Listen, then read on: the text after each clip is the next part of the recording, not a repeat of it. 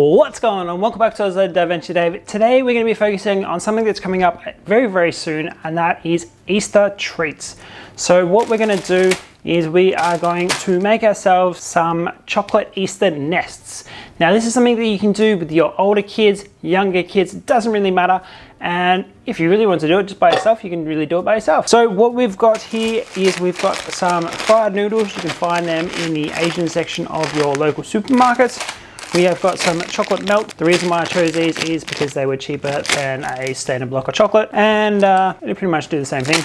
And we've got some Easter eggs that will be our center eggs. So what I've got here is 2 clear bowls, because they are the only 2 clear bowls that I've got. I've got a freshly boiled kettle right here, and what I'm going to do is fill this up. Now if you're going to be doing this with some older kids, parents, make sure you do keep an eye on them at this stage, because what we're going to do is, the reason why I'm using 2 clear bowls and not sort of doing it any other way is so you guys can see exactly what's going on. So what we're going to do is we are going to chuck 225 grams of good quality, if I can open the packet, good quality chocolate into our dry bowl that is sitting on top of maybe some boiling water over the stove, or you can do it exactly the way I'm doing it. And then we're going to grab ourselves a spoon and keep moving it around. So what's going to happen is the center bowl is going to warm up and it's going to melt the chocolate that's touching the sides.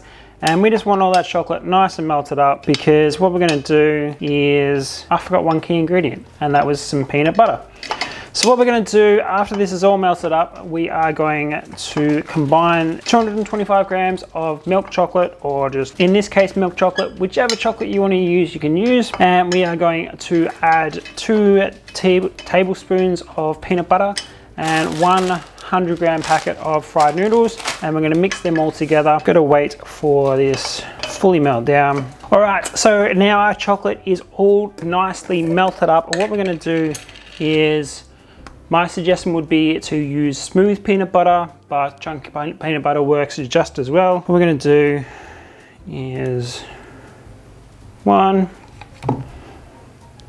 and 2. So now we are going to mix this peanut butter and chocolate mixture together, making sure it is all nicely mixed up together. And what we're going to do, we're going to take our first bowl away from our hot water. So our hot water is not needed anymore, but just do be careful when you take the first bowl out of the whatever it's in. It will still be hot, so make sure you keep an eye on your kids. All right, so now we are going to add 100 grams of dried noodles. And I probably should have changed bowls before I did this, but well. So we're gonna make sure this is all nice and mixed together.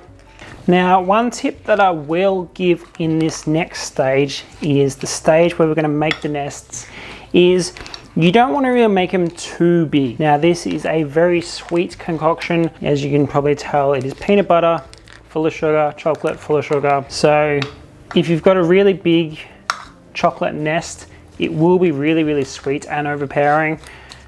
The noodles do help a little bit, but not a whole lot, so just a word of warning. And what we're going to do, move all our ingredients to the side. Now on a tray or even a Tupperware container that will fit enough mixture that you've made, what we're going to do, I'm going to do it on the bench so you guys can see exactly what I'm doing and we're not obstructed at all. You're going to take about a tablespoon at a time, and what we're going to do, this is the messy part, we are going to make little nests, and that's what you're going to do, is make a circle-like shape and make sure there is a sort of dimple in the middle, and there you go. That is pretty much the way we are going to lay all these out into kind of bite-sized chocolate nests, making sure there's a dimple in the middle there. And what we're going to do after you've laid out all of your, once you've laid out all of your nests into the Tupperware container or tray or whatever you're using, chuck them in the fridge for at least half an hour to make sure they set, and then you're all good to go. You can chuck your little eggs in the middle of the nest, and we've got ourselves some chocolate Easter nests. So all I'll do is I'll finish loading these onto a Tupperware container, chuck them in the fridge, and I'll bring you guys back when they're all nice and cooled down. So I'll see you in 2 seconds. What's going on? So we are back and it is the very next day. I ran out a bit of time last night to get these out of the fridge and to give you guys a look of what's going on. But here we are back. They have had a good time to settle. I did put them in a container and this is what we have come out with. So what we've got is our little nests, and what we're going to do come Easter, if you guys want to make them for Easter or just a chocolate treat in itself, we will chuck a little chocolate Easter egg in there, and there you go. We've got our little bird's nests. So these little ones do taste a lot better than the big ones, I will say. And what we'll do, and we shall make ourselves a nice little display. So as I was saying, this could be a really good idea to do with some of the older kids. I think Junior will just try and eat them in the minute, and that's probably not the best idea. So here we go, our chocolate Easter egg nests with some eggs in them.